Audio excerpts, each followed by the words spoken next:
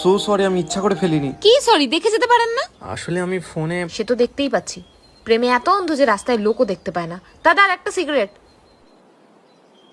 এনার কত হয়েছে? এটা কি হচ্ছে? আমার ভুলের প্রায়শ্চিত্ত। আরে না না, দরকার নেই, ঠিক দাদা আছে। আপনি নিন। আপনি নিলেন না? খাই না। কোথায় ছেলেরা সিগারেট খায়, মেয়েরা আটকায়, আর এদিকে আপনি। কেন, এটার উপরে কি শুধু অনলি ফর মেন লেখা আছে? সেটা কখন বললাম? ছ্যাঁকা খেয়েছেন কখনো? ছ্যাঁকা মানে?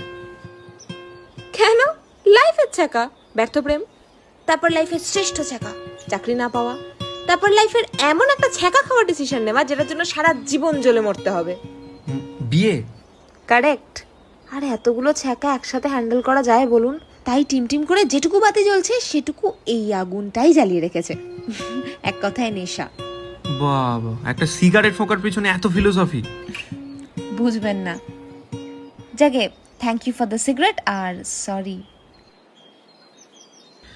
তবে সিগারেট খাই না বলাটা ভুল, ছেড়ে দিয়েছি। হ্যাঁ? হ্যাঁ, আমার পছন্দের মানুষটার পছন্দ ছিল না। আর তাই তুমি স্মোকিং ছেড়েও দিলে? Lucky she. লাকি। হ্যাঁ, ওর নতুন বয়ফ্রেন্ড ওকে পেয়ে নিশ্চয়ই খুব লাকি। Wait, what? মানে জীবনে দুটো নেশা এখন কোনোটাই নেই। ছ্যাঁকা খেতে খেতে শুধু ওই ছাইটুকুই পড়ে আছে। বাট তুমি ধাক্কা খাওয়ার সময় কারুর সাথে কলে? ও আচ্ছা, এগুলো ওর পাঠানো ভয়েস নোটগুলো। খুব বেশি মিস করলে এগুলোই শুনি। টিম টিম করে যেটুকু বাতি আছে সেটা এই আগুনটাই জ্বালিয়ে রেখেছে। আপনার ভাষায় নেশা। তুমি দেখছো তাকে, ভাবছো যাকে, সে আসল মানুষ নয়।